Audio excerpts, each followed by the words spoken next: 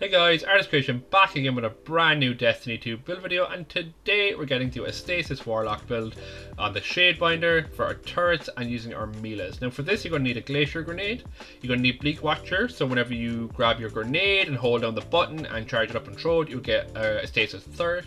Then you've got a Glacial Harvest, so freezing targets create Stasis shards around frozen targets. Higher tier enemies like bosses can create between 3 and 5 shards, and they can continuously be frozen, which means you're getting more and more shards every time. Now for fragments, I'm going for Whisper of Shards, so shattering a Stasis crystal boosts your grenade recharge rate, and that can go up to 10 seconds with 2 shatters of 2 different crystals.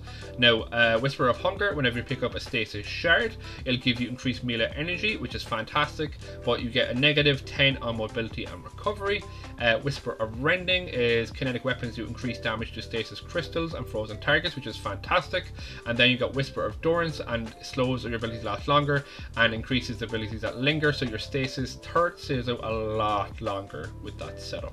Now for weapons, I've gone for an Eyasluna from the new dungeon, from the anniversary pack, and I've gone for Headstone Outlaw on this bad boy. Headstone, as always, is fantastic for Stasis builds, so getting precision final blows creates a Stasis crystal at the victim's location. Now for this I've gone for Ascendancy and Telesto, as you can see. Now Telesto is not necessary and neither is Ascendancy, but I think these work really well in tandem with my setup I have here. Telesto will just rip through enemies, and Ascendancy with Explosive Light would also rip through enemies. If someone in your fire team is running Galahorn, then boom, you got Wolfpack rounds on Explosive Light on Ascendancy, and it is fantastic. Having Ambitious Assassin as well on it for getting kills gives you that 2 in a mag is fantastic. Now for Veritys Brow is the exotic armor piece we're going for, and it has Force Magic. Now Force Magic is whenever you get a final blow with a damage type that matches your subclass, so that is Eyasluna. You can get that up to ×5. ×5 obviously is the best scenario to build up your stacks to, but if you gotta throw your grenade down, you gotta throw your grenade down. Don't stress, but you will still get grenade energy back. And then also death throws will also cause your nearby allies to get increased grenade regeneration as well when you throw it down, which is fantastic. And for that, melee Wellmaker, double hands on, is all good to go on this bad boy, because this one I'm going to use my melee a lot more. Now, with the melee I'll be getting Stasis melee creates Orbs of Power, which is really good, and I got another melee Wellmaker, and I got Momentum Transfer. Now, Momentum Transfer, you're like, oh, causing damage to your grenade, but you're not using your grenade. No, your Stasis turret classify as your grenade, so whenever it does damage, and now it's not every time it does damage, but over every 2 seconds to maybe 3, it's usually I think around 2, it will actually give you melee energy back on the cooldown, so it's really good. Now on the chest piece I'm running Well of Restoration, and for Well of Restoration is whenever you pick up a Stasis elemental well, you get energy back on the lowest energy. So say if your grenade is completely empty, that'll get the energy, and then say you use your melee, that melee will get the energy next time because it's the lowest grenade cooldown. Then for the middle slots, whatever you want.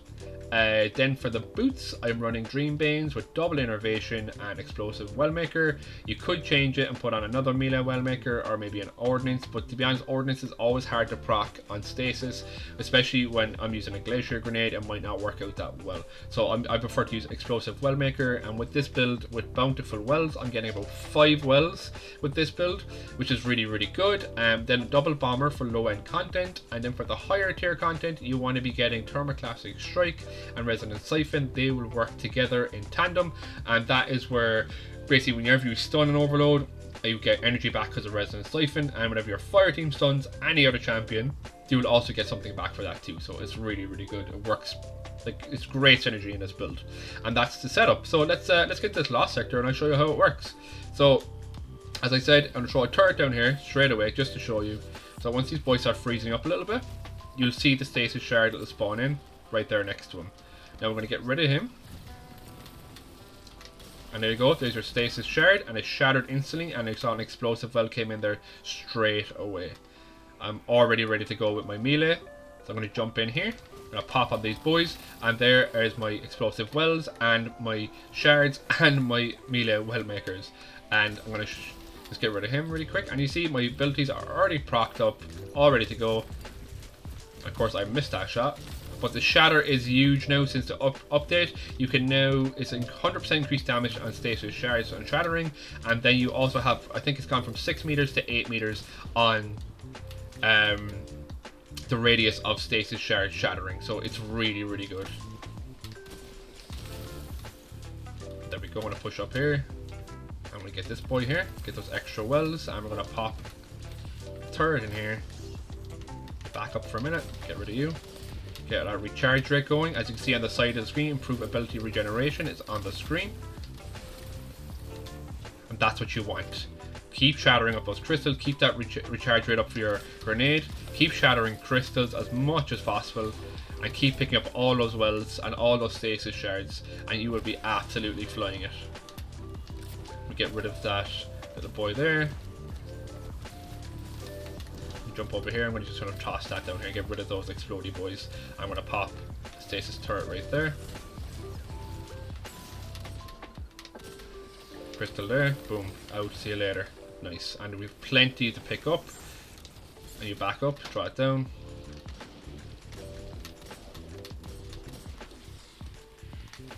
Shatter them. Look at all those wells.